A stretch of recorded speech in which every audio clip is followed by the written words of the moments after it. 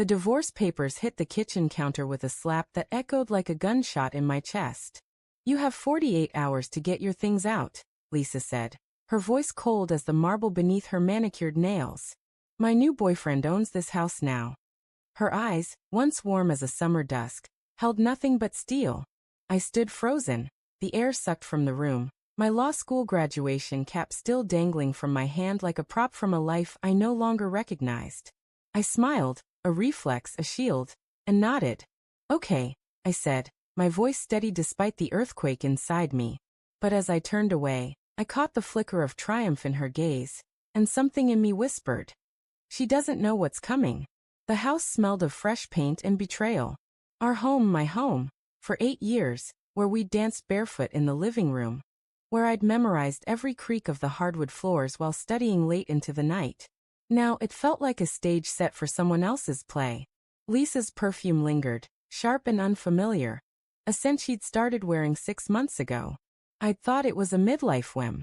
Now I wondered who she'd worn it for. I packed slowly, each item a shard of memory. The coffee mug she'd painted for our first anniversary, lopsided hearts and all. The photo of us at the Grand Canyon, her laughter frozen in time.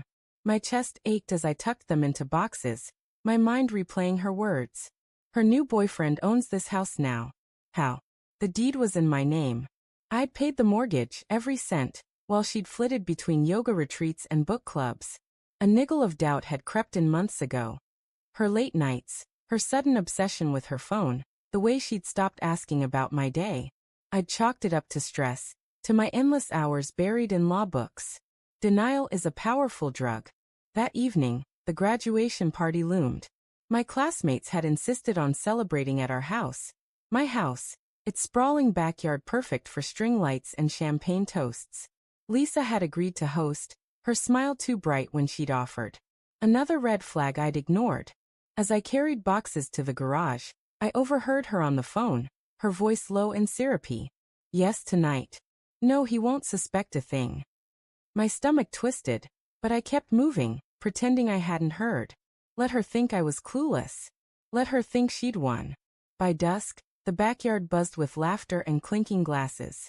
My classmates, still giddy from our ceremony, mingled under the fairy lights. Lisa played the perfect hostess, her red dress hugging her curves, her laugh a little too loud. I watched her from the edge of the patio, a beer sweating in my hand, my smile a mask.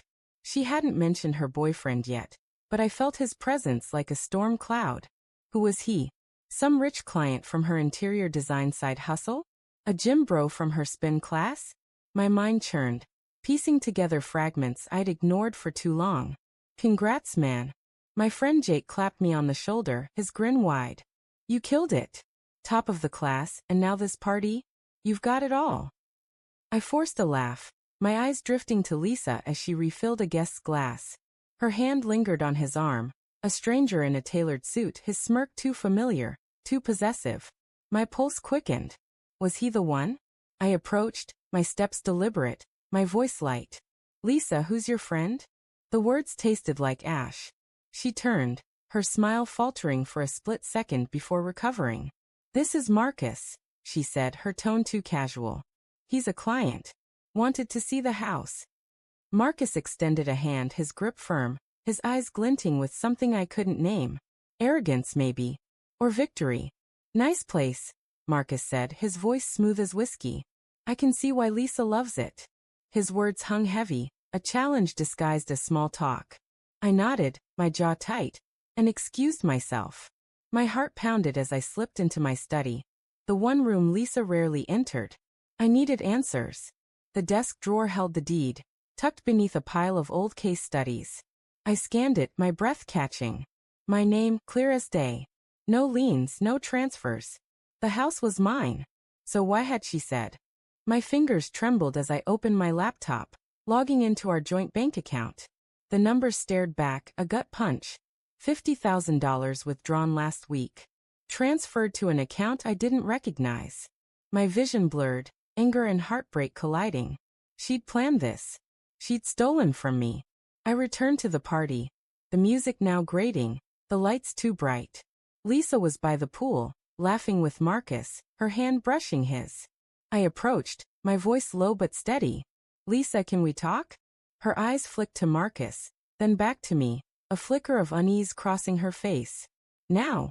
She asked, her tone sharp. It's your party, Tom. Enjoy it. I need to know, I said, my voice barely above a whisper. Why did you say he owns the house? The air between us crackled. Marcus stepped closer, his posture protective, predatory. She meant it figuratively, he said, his smile smug. We're moving in together. This place is perfect for us. My blood ran cold. It's my house, I said, my voice steady despite the rage clawing at my chest. My name's on the deed. Lisa's face paled, her lips parting, but no words came. Marcus laughed, a sharp, cruel sound. Check again, buddy. Things change. I pulled out my phone, the deed's PDF glowing on the screen. This says otherwise. I turned to Lisa, my voice breaking. You lied. You stole. Why? Her eyes darted, trapped. The party hummed around us, oblivious. Tom, she started, then stopped. Marcus stepped forward, his voice low. Let's not make a scene, he said. She deserves better than you. The words shattered something in me. I turned to the crowd, my voice rising. Everyone listen up. Heads turned, glasses paused mid-sip. Lisa's been lying. She's trying to take my house, my life, with him. I pointed at Marcus, whose smirk faded. But she forgot one thing. I'm a lawyer now. I know my rights. Murmurs rippled through the crowd. Lisa's face crumpled, tears welling, but I felt no pity. Only clarity. You thought I'd just leave? I said, stepping closer. You thought I wouldn't fight? I turned to Marcus. Step foot in my house again and you'll regret it. The party dissolved into whispers and awkward goodbyes. Lisa fled inside, Marcus trailing her like a shadow.